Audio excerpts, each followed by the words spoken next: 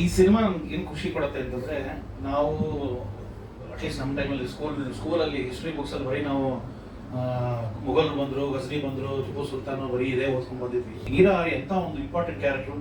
ಈ ಕ್ಯಾರೆಕ್ಟರ್ ಬಗ್ಗೆ ನಾನಂತೂ ಟೆಕ್ಸ್ಟ್ ಬುಕ್ಕಲ್ಲಿ ಓದಿಲ್ಲ, ಎಲ್ಲೋ ಕೇಳಿದ್ದು ನೆನಪು. ಒಂದು ಸಣ್ಣ ಒಂದು ಇನ್ಸಿಡೆಂಟ್ ಕೇಳಿದ್ದು ನೆನಪು. ಬಟ್ ರೂಪಾ ಅವರು ಈ ಸಿನಿಮಾ ಮಾಡ್ತಾ ಇದ್ದೀನಿ ಅಂತ ಹೇಳಿದಾಗ, ಕತೆ ಡೀಟೇಲ್ ಆಗಿ ಹೇಳಿದಾಗ ಅಂದರೆ ಫಸ್ಟ್ ಆಫ್ ಆಲ್ ಶಾಕ್ ಆಯಿತು. ಈ ಥರನೂ ದೇಶಕ್ಕೋಸ್ಕರ ತ್ಯಾಗ ಮಾಡ್ತಾರ ಅನ್ನೋ ಒಂದು ಫ್ಯಾಕ್ಟ್ ಕೇಳಿ ಶಾಕ್ ಆಯಿತು.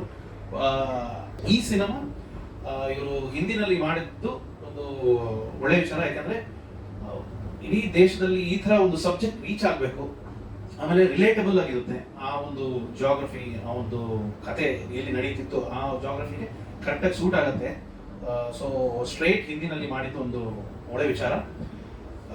ರೂಪಾ ಅವರು ಪ್ರೊಡ್ಯೂಸ್ ಮಾಡಿ ರೈಟಿಂಗು, ಡೈರೆಕ್ಷನ್ನು, ಆ್ಯಕ್ಟಿಂಗು, ಅವ್ರ ಎನರ್ಜಿ, ನಾವು ಆ ಎನರ್ಜಿನ ಎಷ್ಟೋ ಸರಿ ಹೇಳ್ತೀನಿ, ಇಷ್ಟೊಂದು ಎನರ್ಜಿ ಎಲ್ಲಿದೆ ನಿಮಗೆ, ಹೆಂಗೆ ಇಷ್ಟೆಲ್ಲ ಜೊತೆಗೆ ಸೋಷಲ್ ವರ್ಕ್ ಮಾಡಿಕೊಂಡು ಸಿನಿಮಾ ಮಾಡಿಕೊಂಡು ಹೇಗೆ ಪತ್ರಿಕೆಗಳಲ್ಲಿ ಆರ್ಟಿಕಲ್ಸ್ ಬರೀತಾರೆ, ಇಷ್ಟೊಂದು ಕೆಲಸ ಒಟ್ಟಿಗೆ ಮಾಡ್ತಾ ಇರ್ತಾರೆ ಅವರು. ಅಂದರೆ ಅವ್ರಿಗೆ 24 hours ಸಾಲದು ಅವ್ರಿಗೆ.